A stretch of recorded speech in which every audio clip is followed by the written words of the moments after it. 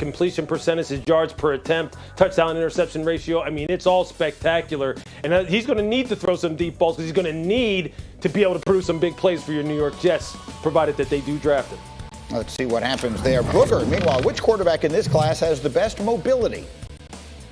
Well, I agree. It's kind of hard to argue with the guy that's 6'3", 230 pounds and ran a 4.4. And when you look at how graceful Justin Fields moves, how easy, we talk about just easy athletic ability. Just look at it move. And mobility also comes with, can you throw on the run and can you throw at different arm angles? And Justin Fields can do all that, Green. And then Field Yates, which quarterback in this class would you say is likeliest to lead his team to a Super Bowl? Yeah, so Greeny, I'm going to go with Trevor Lawrence, and I understand the Jaguars are furthest away from a Super Bowl, but he is the most certain player to go to a specific team. If you told me Justin Fields is going to the 49ers at pick 3, I'd rearrange my answer and go with Justin Fields, but all things being equal, I'm going to bet on the player with the greatest amount of talent, a guy who has a unique ability to raise the bar for those around him. So give me Trevor Lawrence at some point leading the Jacksonville Jaguars to a Super Bowl, which imagine saying that statement during the middle of the 2020 season when they were tumbling to 15 straight losses. Or almost any season in the history of their franchise, candidly. Yes, so it would be quite the accomplishment. Now, speaking of Lawrence, he sat down with Sports Illustrated for an interview, and he gave some very interesting quotes ahead of the draft. You may have seen some of this yesterday. It started making the rounds on Twitter, and people were reacting, in some cases, pretty strongly. He said, I want people to know that I'm passionate about what I do, and it's really important to me. But I don't have this huge chip on my shoulder that everyone's out to get me and I'm trying to prove everybody wrong. I just don't have that. I can't manufacture that. I don't want to. His father, meanwhile, told Sports Illustrated he's not award-driven. He's not, I want to win a Super Bowl at all costs. Interesting stuff. And again, there was some pretty strong reaction on social media yesterday. Louis Riddick, what was your reaction? Look, I'll be honest. It took me aback a little bit because, look, I don't know Trevor Lawrence. I've never talked to him. And quite honestly, I've never been around him. So all we know is what everyone else has told us about, his being a can't-miss prospect and his being one of the best prospects of the past 30 years. And he's can't-miss. And this is why Urban Meyer came out of retirement, because he had a can't-miss prospect here. Well, I just know this. I know two things about the NFL, okay? There are quarterbacks that are just maniacal in terms of their preparation and their commitment to the game, and they do want to win at all costs. Quite honestly, the guy who we consider the GOAT, Tom Brady, he has said, if you are not willing to commit yourself in the way that I'm willing to commit yourself, then you're probably going to have a problem matching up with him over time, to paraphrase. You're probably going to have a little bit, be it some kind of deficit at some point in time in a football game against him, because he's someone who is maniacal in terms of making sure that he has all the answers and he is prepared as much as possible, and he will do whatever it takes in order to win football games. And winning at the NFL level is hard, man. Playing quarterback at the NFL level is hard. Steve Young used to say it all the time to me on Monday Night Countdown. It's about the details. It's about the preparation. It's about the commitment. And you better be committed on that level. And the last thing I'll just say is this real quick. Remember now, people were questioning Justin Fields. People were questioning Justin Fields, and he hadn't said a word. People were questioning just how committed he was and whether he was going to be one of those guys who's going to put in the time to be great. If Justin Fields had said this kind of thing, what do you think we'd be talking about here this morning? So I'm just going to put that out there, and I'm not questioning Trevor Lawrence. I'm just saying, though. It's an extremely good point, and that's one piece of this I hadn't thought of. I have a different thought on it, but Booger, I want to hear yours.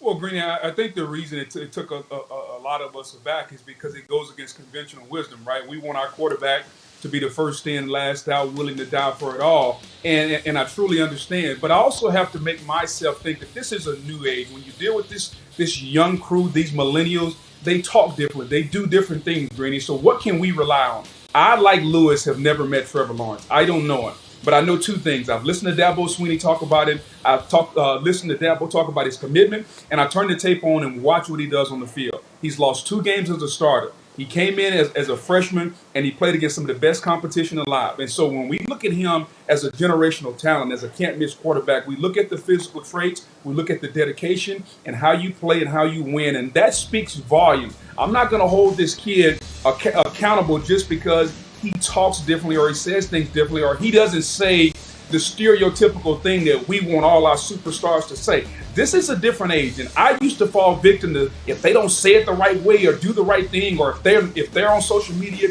then they can't be the biggest competitors and the biggest winners because that's the way I grew up. That's the way I saw it done. Well, guess what? It's 2021. These young kids are doing and saying different things nowadays, Greeny. What can we go off of? We can go off of what he's done on the field. He's lost 2 games as a starter going against some of the best competition alive, and that speaks more to me than him saying, you know what, I don't have to manufacture a chip. I don't have to be Michael Jordan and say, you know what, I was cut from my high school team and I'm going to carry it the rest of my life. Yeah, that works for some people, but you know what, Greeny? It doesn't have to work for everyone. So until I know for sure, and I've met him and I've seen him, that he's a guy who cuts corners, I'm going to give him the benefit of the doubt. And to Lewis's point, Lewis is 100% right. If Justin Fields had said this, we would be crushing Justin Fields because there is a narrative out there in the scouting community among some coaches that Justin Fields is lazy. There is a narrative out there that he's not as dedicated, and it's just not true. And we would fall victim to that, and that will be spreading like wildfire. And it's just something that we have to, as people who are on TV and talk about this stuff, we have to help control that narrative. So good point bringing that up, Lou. I agree with you completely, David. Let's just keep it here because we've now opened up a bunch of different conversations in one field. So there's a couple of different ways that I look at this. One of them is Trevor Lawrence is talking about not having a chip on his shoulder. Tom Brady was the 199th pick in the draft. That's how you get a chip on your shoulder. Trevor Lawrence has been the anointed one since he was a sophomore in high school. So the entire narrative on him has been he's the best ever from the time he was 15 years old. There's no way to get a chip on your shoulder while all anyone has been doing is telling you how great you are. But the second piece of that, which I hadn't even thought of, which Lewis just said, about how if those words had come out of the mouths of several other people, namely Justin Fields, they would have been treated very differently. Field, what are your thoughts as you hear all this? Yeah, the pre-draft process can often be a Rorschach test, right, Greeny? The way that we interpret different things that happen to a player leading up to the draft changes based on who that player is. And, you know, to be honest with you, like you said, Greeny, I wasn't thinking about what if these had been the words from Justin Fields, but just in listening to both Lewis and Booger go back to back on what it would be perceived as or how it would be perceived, now I can't stop thinking about it.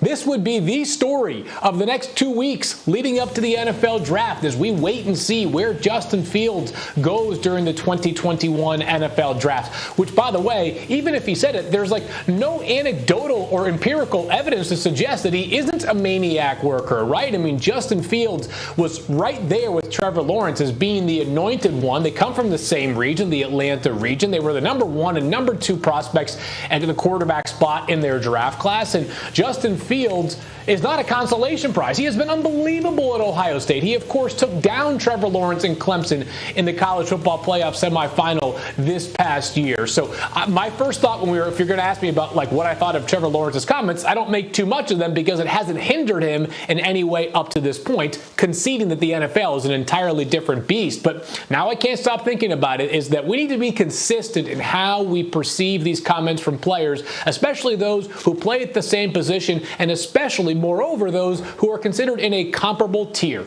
That's a great point. And Lewis, as I give it back to you for a final word, I'm just imagine if I had said, someone close to Justin Fields said, he's not award-driven, he's not, I want to win a Super Bowl at all costs. The reaction, to your point, would be extraordinarily different. Go ahead, Lewis, final words.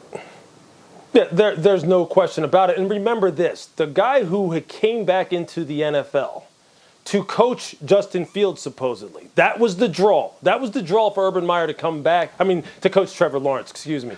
That was the draw to come back to Jacksonville, to have the opportunity to coach him. What were some of the things that he talked about that quite honestly drove him to the sidelines? His burning desire to win at all costs. Knowing that in college football, in big-time college football, that when you lose one game, it can absolutely just derail everything that you're trying to do and how